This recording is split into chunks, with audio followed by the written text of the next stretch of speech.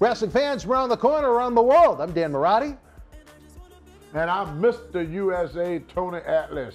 It took him a second. Always does. Before we get to this great full-length episode of Memories and Legends, check out some of our great friends you can help support the cause to keep more Memories and Legends coming your way. Cheer. Why, hello. I would ask what was on your mind, but I already know. You want to know what has got my beard looking oh so majestic. And I'll tell you, it's sexy as hell beard care. Coconut oil, vitamin E oil, almond oil, both sweet and bitter, shea butter, it's all natural. Yes, JTG has actually come out with a high quality product. So support your boy by going to sahbeardcare.com and take one step closer to becoming sexy as hell. Cheer. Ooh, cheer. You know? The irresistible force meeting the immovable object. We're friends, Andre, please. Maybe you'll believe this, Hogan. You will never, ever see it again. Austin face to face with McMahon. Nobody tells Stone Cold Steve Austin what to do or when to do it. And that's the bottom line. Neither of these superstars is leaving this match without a few scars. The story will end with me becoming the Universal Champion. I don't think I've ever seen two more evenly matched competitors in my life. WWE's greatest rivalries, available online or wherever books are sold. Wrestling fans, check out the brand new lapel pin from our friends at Crimson Mask. Inspired by Stone Cold Steve Austin and Vince McMahon, it's Bang 316. Only $8 each or 2 for $12. If you think it makes a great holiday gift, give me a hell yeah. Get yours today at crimsonmask.bigcartel.com. This is Mick Foley. This is Harley Race. This is Shelton Benjamin. This is Mr. Wonderful Paul Orndorff. This is the Monster Abyss. And this is Daniel Bryan. This is JBL, and you're watching the MWF. Be there live.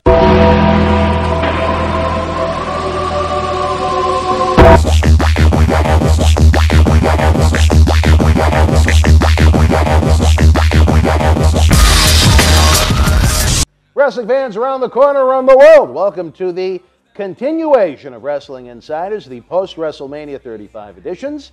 I'm Dan Maurice, joined by my partner in crime over there, Mr. David Carter, fresh off of our trip down to New York and New Jersey. The Raw after Mania. I'm surprised we still weren't stuck in traffic at that point. I know, that was crazy. But the Raw after Mania, yeah, we didn't stick around for it, but we definitely will recap it here for you guys. We will. Seth Rollins started the show, big pop. Burn it down. Loved it, burn it down, baby. He said he felt like he got beat up, you know, all the stuff that went with it. And his back certainly looked it. Right. Brock and Paul were headed to Las Vegas, he said. I don't know if that's true. Then we hear the New Day's music come out for a little surprise. And all of a sudden, we have Kofi come out with the New Day. Kofi challenges Seth Rollins title versus title because of Becky Lynch, Ronda, because she's the new double champion. So we're going to try to do that here. I thought it would have been good until they finished of it. But I thought it was a cool idea at first until, obviously, when we got to the main event, how it ended up being. How did you feel? I just said, again, complete waste of time. It makes the McMahons look like morons. The wrestlers can just show up from other shows and issue title-for-title matches with ramifications for the entire company. No official okays it. It's just kind of, oh, okay, we'll do it. Yeah. We're going to have our big winner-take-all WWE Championship. Michael Cole was very excited about it. Well, at least he was losing his voice, so it wasn't as bad as usual. That, yeah, I did too. If you enjoy a product that there's no rhyme and reason to and has no common sense, I guess you could think it was fun. Right. I didn't think it was fun at all. I didn't enjoy it at all.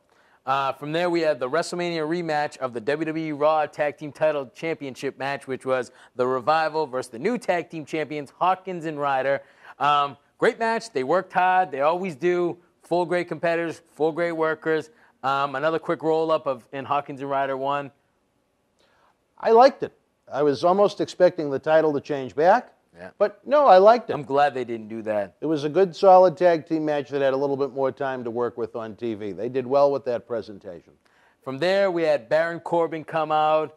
Crowd hated him, but it was good heat. It actually was nice to see some crowds really hate him, and they were starting to say an F you and all that, and he actually went with it. I liked it. I thought it was good. Then I didn't like it because Kurt Angle came out once again. I thought he was bye-bye, but nope, he's there. He comes out, wishes Corbin luck, but then he gets back and he says, bad luck, hits him with the Angle slam, and then from there, the ankle lock, and then we hear, finally, he's here, Mr. Lars Sullivan, which, I don't know, I like the visual. I think he's going to be great. The crowd don't really care for him because I think they don't know who he is yet because, again, they didn't do the right thing. They didn't build him up. They didn't do no vignettes for him or nothing. It was just, all they did was show him back in, 2 months ago that he was coming, and he never came. Every week right. on both shows. And then he never came, and all of a sudden now he's here. And I don't know. You can go ahead. Oh, one thing that I want to say is the flying headbutt. I thought that move was banned because of, all the stuff. But he did it. So I guess not anymore. I don't even know if that was true. I just have always read it through the dirt sheets, Dave Meltzer, all those people saying that move was banned. I don't know if it really was or not, but I was just surprised because I haven't seen anybody do it since him. I've never heard of the move being banned. I just think it's something they've tried to get guys to shy away from after seeing what happened to Harley Race physically and Chris Benoit mentally. Yep. I didn't dislike seeing it, but it's not something I'd do on house shows if I were him. I'd limit it. Absolutely. As far as the segments itself go, I think Baron Corbin's a great talent. I've said that before. I think he's someone that could be groomed for a top spot in WWE. Now is not that time where he's lost so much and lost a lot of credibility with everything they've done with him over the past year. To have Angle came out and say goodbye after he did it the night before again is okay, whatever. And then, I thought it was a good introduction to Sullivan. Even if they did the exact same thing on back-to-back nights on TV. But I'm sure we'll get into that more on the SmackDown portion of the show. I think Sullivan is a great look to him. I think he could be a great throwback heel. I would have liked to have seen him in Cena at WrestleMania, as was originally on the docket before Sullivan had some medical issues he had to tend to and took a leave of absence from the company. But I thought that was a good start. It almost reminded me of how Lesnar made his debut after WrestleMania 18 in Toronto when he showed up on Raw the next night. So for Sullivan to show up and take out Kurt Angle in his farewell, I think that puts a little heat on him, which is a good thing. Absolutely. And then we had Alexa Bliss versus Bayley. Decent match. Alexa actually looked really good since, she hasn't wrestled on TV for a while. She looked good. Not much of the match. It was just thrown in there just to get to see both of them. Alexa won. Go ahead. I was disappointed Sasha didn't come out in her Eddie Guerrero jacket. She was very hot because she canceled her Wendy Williams show appearance earlier that day. Something happened backstage. I don't know what. Well, and she blocked Alexa Bliss on Twitter. So I don't know what happened there. But more news maybe next week on the headlines. It was short, sweet, and to the point. Yeah. I like Alexa an awful lot. I think Bayley would be a great character on an all-kid show. It wasn't an all-kid show, so I really didn't have that much. That show that they used to do on Saturday mornings. Yes. Yeah. That was not an all-kid show on Raw. No. To me, I was just happy it ended relatively quick. I knew we were going to say that. From there, we had Becky Lynch come out. Becky, 2 belts. Yeah. Champ. She's a marked woman. Lacey Evans comes out, hits her. They brawl up the ramp. What do you think? They've Kevin Nashed her already. Okay. And when I say by that, it's not an insult against Kevin Nash or Diesel. It is an insult towards the way they absolutely stripped away the character of what get Diesel over in 1994 once they gave him the belt. When he became kind of a happy-go-lucky guy. Becky was trying to be all cute and bubbly this week on WWE TV, and that's not what got her over as the man. And it's what's going to make this experiment blow up in their faces, is she's not going to be as over as she was being cute and bubbly as opposed to the quote-unquote man. Yeah. And Lacey wasn't acting like a lady. No, she didn't. I don't know about that. Absolutely not. I think they killed her finisher before she actually had a match on WWE TV, but, why not have someone no-sell your finish before you ever get it over? Right on. Then we had Ricochet and Aleister Black versus Gable and Rude. they're all incredible athletes. They all worked really hard. I mean, they're great. Great moves. Ricochet and Black won, but then Rude attacked, Ricochet at the end of the match, and then they both got out of the ring. I don't know. Does that make them a heel tag team now? No idea. I think so. But Rude is much better as a heel than a face. Yep. I don't know why they had this in their heads that having him come out with the robe to that song was going to be a strong babyface presentation. No idea. Bobby Roode has always been better as a heel in any incarnation, and he's had many incarnations. Chad Gable, it's amazing. No matter what tag team they put him in, it works out well. Jason Jordan, Shelton, and now Bobby Roode. Bobby Roode was going nowhere fast in the singles ranks, and even though I really didn't like that tag team due to the lack of chemistry when they first put them together, it's one of the better tag teams they have now, which I don't know if that is a knock at the actual tag team division on Raw or more towards the actual talent of those two guys. But they're very good. Bobby Roode is eons better in a tag team than he is in a singles, I think. Yep. Then we had finally, we got something we were just talking about. We had a little vignette of a dinosaur coming out of the box. Oh, that's and right. I'm thinking it's Bray Wyatt. Really? Well, see, here's the thing. You're just suspicious at this point. Well, no, I don't want to ruin it for people that don't want, okay, well, you just ruined it. See what I mean? Spoiler. Yell at him. Well, it was Bray Wyatt laughing at the end of it. But you don't know what that could mean. You don't know what that whole thing could mean. There could be something, a whole big thing. I don't know. I don't like to be a spoiler. Like I said, I don't read. Do you actually want to know the inside story as to why they decided to debut that little puppet on Raw? No. Because of the dinosaurs they had in the Batista and Kurt Angle matches the night before. Okay, see, now he's just going low blow right there. But anyways, I thought it was kind of cool because you know what? They're doing a vignette for a guy that's already established, but they didn't do it for the guy that wasn't established. But whatever, I hope it helps Bray. I hope he turns because he deserves to be championship material. He's so freaking good. But, yeah, so we had that little vignette. I mean, I don't know if you need to say anything more about it. I thought it was pretty cool. Yeah. I really was. When I think we were talking about it in New York, I said they'd spend a chunk of change to make new Bray Wyatt vignettes. I didn't exactly think you were going to see a dinosaur hand puppet, but, stranger things have happened. Okay. I didn't dislike it. Right. I'm interested to see what they do with it.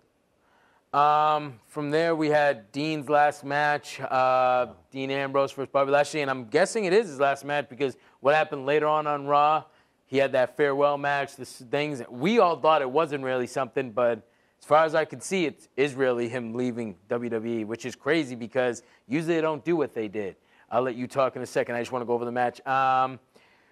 Bobby got on the mic, and I thought to throw Renee in there saying, once you leave, I'll take care of your wife for you. I thought that was where they had a brawl over the ramp and ring. Huge spear by Lashley onto the table. Renee was helping Dean at the end. There was really no match. It was supposed to be. Go ahead. Well, let's start with this. They just did almost the exact same angle 2 weeks ago with McIntyre and Ambrose. Right. The thing with Renee Young has been overdone. It makes for an awkward situation where she only kind of admits that she's the wife sometimes. And how does the commentator effectively, professionally describe what's going on in the ring if she's married to the guy, especially when he was a heel? Right. I like the fact that they tried to get Bobby over with it. But again, it was precisely almost the exact same thing as they did a couple of weeks ago with McIntyre, so it won't be as successful or as well remembered. I would have rather have seen him go out in a different way. As far as a guy walking away from that much money, am I surprised? Money talks, as they say, but he really must have been unhappy to want out, especially where he just had a sabbatical. He was gone from around Christmas time, 2017, right until SummerSlam last year. So it's not like he's looking for a break, well, I would think. But when you say money, you know that AEW guy's got a lot of money and he's probably going to offer him a lot of money, and he knows that. And he's smart because you know what? If he can become a face of that company and use the right way that he wants to be used, and that's only me saying that he might go there. I don't know. I'm just saying because that guy does have a lot of money, and you just said money talks. Just putting two and two together. That could be the place for him to go, establish himself again, maybe come back to WWE later on. Because obviously he left on good terms for them to say all this, let him have a farewell speech and stuff like that. From there, we had a Mojo Rawley segment in the back with the broken mirror with a little face paint on the right. I guess, well, if he's looking in the mirror, left-hand side of his face, whatever. It was like a Mike Tyson tattoo. It was whatever. I don't know where it's going to lead to. I like the dinosaur puppet more. Okay. That's just me. So we'll just go with that. Then he's back. Sami Zayn. Sami Zayn. I know you were looking forward about him because we were on our way home from and we were talking about him. I know you were very excited about that. He said he had an open schedule, could go for a match, calling anyone out. Finn Balor comes out. They had a great match. It was a great match. I mean, it looked like Sami hadn't lost a step. He looked great. It was for the IC title. Finn won, but then after he got on the mic and cut such a good promo. Oh yeah. I don't know. They're I be love talking the promo. about it years from Like now. I said, here we go. You always go over the top of that. I'm just saying it was a good promo. It was a good heel promo. Something we don't hear all the time. I thought it was a great heel promo. Me personally. You don't have to think so, but I thought it was. Caused by all the fan, called them all critics, everything like that. He was speaking the truth, how the fans really are. I thought it was good. I don't know. Well, we already got to have your opinion, so whatever. The match was fine. I didn't miss Sami Zayn. There's nothing credible about Sami Zayn other than he's a good technician in the ring. He doesn't have any kind of appeal. He has a lousy look. He's kind of an undercard guy to me. He always works very hard. I just don't know what you do with that presentation where there's so little to work with. We'll see. I think there is something there. I think you're definitely downgrading him a lot. I think there is something there. I think he just hasn't been used right yet. I definitely think when he faced Cena and he got hurt right there, I think he was pretty good with the crowd then, and then he got hurt, and then it just from there it just has snowballed down to where it hasn't been anything. That's my opinion. Go ahead, freak out if you want, but that's my opinion. From there we had Elias in the ring. He did a little rap, and then Taker, man, came out. We all seen he did the choke slam, the tombstone. He looked great. He looked unreal, like in such good shape, because he'll usually leave the jacket on or wear some. He was like, I'm letting my body show. And you could see him, man. He looked good for 50-plus years old. I don't know how old he is exactly. It looked good. He had the kick got up to the fit. It was good. I loved it. I just felt like, why not do him on Mania? But go ahead. You can preach. I thought it was insulting that they put The Undertaker on Raw when you had people that paid thousands and thousands and thousands of dollars to be at WrestleMania. It ends his streak of actually being at WrestleMania, ending it at, I think, 19 years. I think 16 was the last one that he missed in 2000. I didn't get that part of it. He looked fantastic. I'm wondering if he looked back at the video of him in late 2018 working Triple H, and then that disastrous tag team match they had with DX, and said, you know what? I'm almost done, and I don't want to go out being remembered as this, and maybe put in a little extra time in at the gym. He deserves to be able to call his own shots. That wouldn't have been the shot I would have called. I was just reading that he's actually going to probably be on the Saudi Arabia show June 7th, and he's going to face Elias. He's not missing that money. And he's going to face Elias, so I think that was something. That's what I was reading. I take back everything I just said. That's what I was reading. Don't know if it's true. Your boy Dave Meltzer reported that. But from there we have... No, I'll say this before we continue. Elias would be a good opponent because Elias is someone that they can beat, and it's not like he's a future guy they're going to put the belt on. Right. You know what I mean? Well, it's not going to hurt Elias if he loses to Undertaker. Yeah, totally so agree. That's for what that show is, I think that's a good idea. And then we had the main event, which I was excited for at first. It was the title versus title, Kofi versus Seth. It was a good match until the bar came out and ended it, messed it all up. I don't even understand that. Like you said, some things just don't make sense. I don't understand it. But they came out. Crowd didn't like it. They were telling them all this stuff, screaming the business at them. They end up making the bar. Seth goes, you want to have a match, be taxed, whatever. The bar versus Seth. Another good match.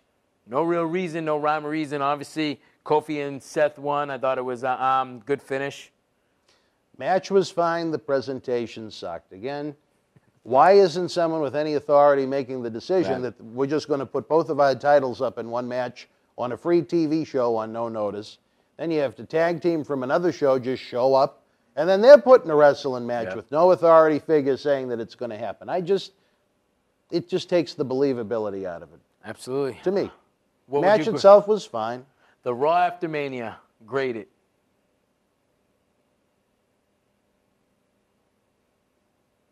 Six.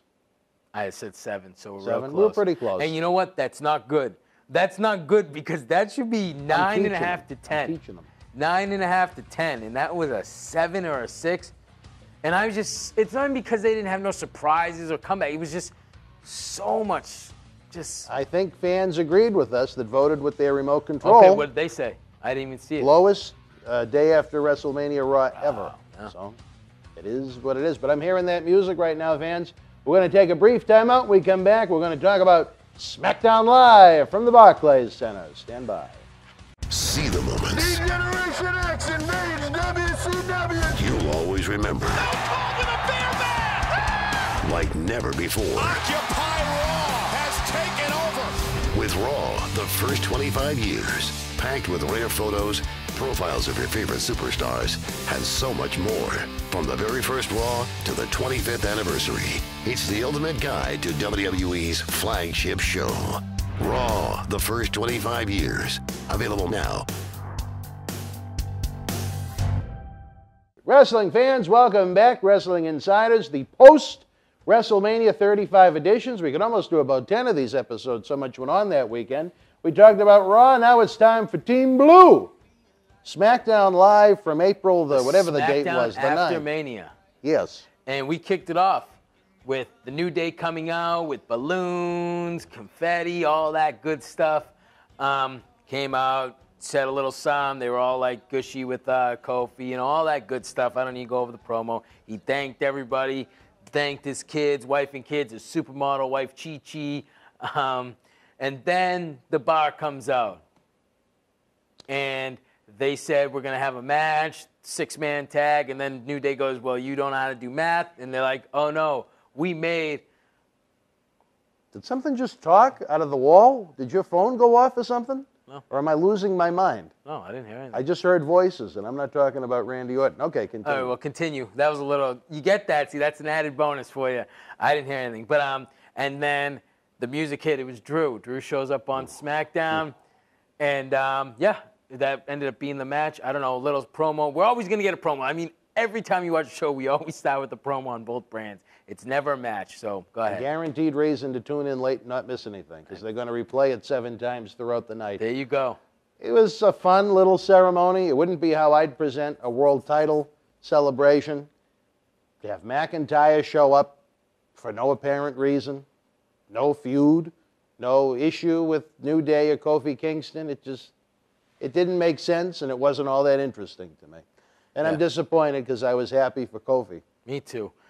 From there, we had Ricochet and Black, and the guy that missed out on WrestleMania, other than obviously in the Battle Royal, was Mustafa Ali versus Nakamura, Rusev, and Andrade. Yeah, great match. Yes. But the highlight of the match was Corey Graves. I have to read this quote. He goes, Corey Graves tells Saxon, maybe because they were talking about the switch up, you know, the shake up, that maybe he'll end up on Shotgun Saturday Night. I remember that. Yeah. Died laughing. I thought that was hilarious. Corey Graves has some good one-liners, and I thought that was one of the best ones he's ever said, just because I hope you end up, Saxon, on Shotgun Saturday. I couldn't stop laughing. I thought that was hilarious. I bet there were a lot of people that had no idea what they were talking about. Right. But that was kind of a funny little line. I thought that was good. I had to write down. It was a great match. All guys are great. They're all good competitors. All of them work good. No real story to it, but it was a good match. Ali and Black and Ricochet won. And then we had Randy Orton giving an RKO out of nowhere, which was awesome because you really didn't see him on this one. It was great. And then KO gave a stunner to Rusev. A little overdone at that point. Yeah, but I like the Stone Cold Stunner because it just, gives me that little good feeling. The match was really good. I enjoyed watching it. The guys look good. I wish more would be done with Andrade. He wound up taking the pin, but, I guess you have to complain about something on every show. I hope that Ricochet and Black will find homes where they're not on both shows for no apparent reason. Right. Like Walks Like a Lady, Nikki Cross, whenever she's on TV once a month now, and all the others that they brought up with no real rhyme or reason. I'd like to see them be a permanent fixture on one show or the other. Other than that, it was a really good match. Gave Randy Orton a little something to do, maybe set up some new enemies for him. Maybe it'll be Kevin Owens. Maybe they'll see who can run through the crowd fastest and attack people.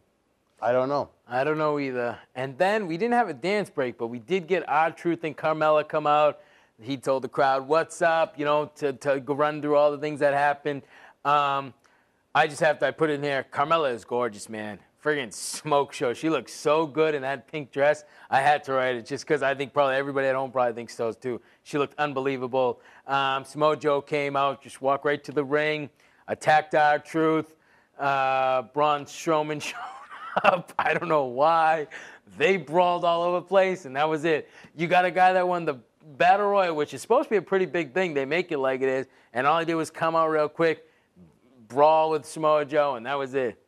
Go ahead. Again, I hate when guys show up and girls show up on the shows they don't belong to for no apparent reason. Who gave Braun Strowman permission to show up on SmackDown? I guess it don't and matter. Why was he there? No, well, just, you know, it's just we're unpredictable for unpredictable reasons that nobody cares about. If someone cared about it and enjoyed it, that'd be one thing. But what are you going to do? Then we had the Iconics come out before their match, and they were trying to face a worthy tag team opponents, and they found them. The Brooklyn Bells, who were 45-0 before going into this match. So it was the Iconics versus the Brooklyn Bells. I don't know who they were. Maybe you guys do. I know they're indie workers. I have no idea who they were, though. It was a quick match. Iconics won. And then we'll just go right. I'll just say this part too, so then you can do the whole thing. Please, Paige was a backstage promo. Watching the match the whole time. She had a backstage promo saying that she likes the Iconics, but she's going to bring a worthy opponent, worthy tag team opponent for the Iconics next week on SmackDown. I don't even know where to begin on this one. I love my girls, the Iconics. They love doing their little pose. You know what they remind me of? Oh boy! Almost like if you go to an amusement park and you see like a live action villain on a stage show. That's how unbelievable those two are to me. I think the one that dyed her hair lighter is my God. I don't know what I was missing before she did that to her hair, but she's one of the better looking ladies on the roster right now. I just don't like the goofy presentation. It does nothing for me. I don't enjoy it at all. I don't think their work is all that crisp, and I enjoy crisp wrestling. I didn't think the squash match was the worst thing. I'm sure they'll be the only ones to get it and overkill it to the point where fans don't want to see it anymore. I imagine now every city they go to, they're going to have two independent women wrestle them in tag team matches. And, you know, if you mix it up and let everybody do it, it's kind of a cool thing. If you don't, it was like when they did it with Braun and Nia Jax. You knew it was going to be them every week back in 2016. As far as who Paige is going to bring in, I think it might be Dana Brooke's lips because they're so big now. It could be a tag team. I don't know. She looked like they found Dana melting at Madame Twizzell's Wax Museum in New York City. Just stop.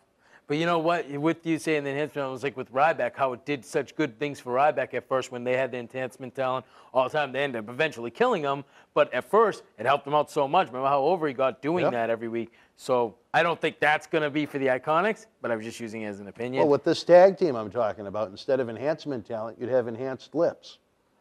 Giant lips. Anyways, we had Shane McMahon come out. Here comes the money. Did you dance? No. Okay. Well, he came out. There was an idea, actually, at WrestleMania that was shot down. He was going to jump out of Charlotte's helicopter into the ring, but they didn't want to overdo it. All right. Yeah. Anyways. He likes to jump. I love my favorite part of the whole thing. He had a promo. I mean, you know, he just said he had made, what was his name? I forget. Greg Hamilton, keep on announcing them, and it was never good enough. But there was one part of the thing, the whole promo was just that. But there was one thing that I liked when the crowd kept on chanting CM Punk, and he just looked at the crowd and went, please. That was funny. I liked it because it just a little more poke. Even though Shane isn't really supposed to be a wrestler, he has some good lines. He works his character good. He works his character good whether he's a face or a heel. He knows how to do it, which is great. And it ended up just ending that he loved that last one, and that was it. I think Shane McMahon is great in moderation. He's not someone that should be on every week, but in moderation, he's one of the better characters on the WWE SmackDown presentation. I wasn't all that huge on the WrestleMania matches we noted on the WrestleMania recap episode we did, but I don't know exactly where they're going with this ring announcer thing, if it was just a one-time shot. But I thought it made him come off as more of an asshole, and that's generally what you want to do with the heel. So that was pretty good. I like that. And then we had the WWE SmackDown Tag Team title match, which I think should have been on WrestleMania. Was a fantastic match, and I was actually surprised. Obviously, the Hardy Boys won the tag titles. It was a good match. I mean, Jeff and Matt looked really good in the match, but it's the Usos, they're working with the right opponents, too. I mean, the Usos are fantastic. I was shocked they won, though. But like I said, I wish it was on WrestleMania 35. What do you? I have to say the Usos are the best tag team of this generation in any promotion. I know there are people that will disagree with that. It's my opinion. I don't care. They can talk about it on their show. I like the Briscoes. The match, who, Jerry and Jack? No. They're good too. Oh, the Briscoes. I think they're very good too, and I also think the Young Bucks are a really good tag team too. But go ahead. Young Bucks would Comments have on went up him. to the Usos' Comments knees. on him. Comments Anyway, I like the little digs that Triple H took at them at the Hall of Fame. Oh, me too. That's a I thought it was different story great. for Don't get me wrong. different I'm a time. WWE guy, but I think you're not. Why waste that match on free TV? Right. Why, even if they saved it for Money in the Bank or something like that. I hate Well, first. we will get it. We'll get it next week, Yeah, and we'll get it the week after. And the week and we'll after. We'll get it for what? 6 weeks before Money in the Bank? 7 weeks? We'll get that every week, and then at Money in the few Bank. singles matches between them. Absolutely. Yep. I just think when you have a big first-time match like that, it should always be on the pay-per-view. Like I remember I went nuts about the Hardys against Ambrose and Rollins. Before that, No Mercy back in September of 17. Yep. I remember, why would they throw that away on free TV? I hate when they throw things away on free TV before they can get max value out of it. They should go for the max value, and I'm telling you, I would have liked to have seen that match at WrestleMania. Nothing against what Usos did. What the Usos did at WrestleMania was phenomenal. I loved that four-way match. What the Hardys did at WrestleMania this year was very forgettable, but, you know, the problem was, and this is what one of my sources told me, they didn't change enough titles at WrestleMania. They feel like they didn't give the fans enough value in changing 7 titles at WrestleMania. So they said, you know what? We need to kind of creep in a few more during the week on TV, too. So we got to just keep increasing it. More people will watch if we just have title changes constantly. And you can tell how he's being facetious there. But never. Like that, I thought it was good. Obviously, then you have Lars Sullivan come out, and he beats up the Hardys. The exact same like you thing have him as win, Raw. and then you kill him with the Lars. I don't get that book. I know you want to have him be a monster. Why not just have him beat up somebody? Like, you know, somebody else. But, like, you have him win to beat the tag team champions. And one thing on top of that, WrestleMania, I feel like that pop the Hardys would have got if they won the tag team titles. Would have been huge at WrestleMania. But go ahead. It shows you that there's big, big things planned for Lars Sullivan, which is a good thing. I don't think that would have been the time to do the attack. No. Maybe they could have just done one attack. Deflated the building. Maybe they could have just done one attack by Lars Sullivan this week instead of 2 identical ones on back-to-back nights. But I do remember when Lesnar took out the Hardys back in 2002 during his introduction, his first few weeks. I don't remember what week it was, but I remember early on the Hardys were victims because they did the legendary Hardys against Lesnar and Paul Heyman tag team match. Yeah, you loved it. On pay-per-view. But I thought the match was really good. I didn't want to see it on SmackDown. I thought the angle was very effective that they did. I wouldn't have done it this week.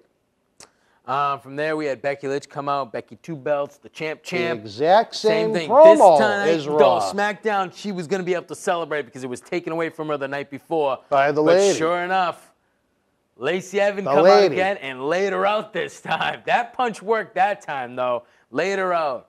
It was really good to see them actually sell her finisher on SmackDown after it was no-sold on Raw. Right. Again, if it wasn't the exact same thing almost as the night before, I would have had more interest in it. And then from there, we had Sami Zayn come out, just look at everybody and goes, "You're not worth it," and then walk in the back. Not much to say. I know. Most of the fans said, neither are you. Okay. And then we had the New Day versus Drew in the bar. Good match. New Day won. That's all I really can say. I don't even remember the finish from a show that was on 24 hours ago. I couldn't tell you how that match ended if you offered me $100 to show how uninteresting it was. Yeah, and unmemorable it was. Because it just, the thing is that it's just the same thing over and over and. Well, that was a fresh match. It was just foolishly put together. Like over and over. Like you're just putting these 6-man tags always on SmackDown to 2 6-man tags this week. There you Who's go. counting, right? So I mean, that was SmackDown Live. What do you grade that?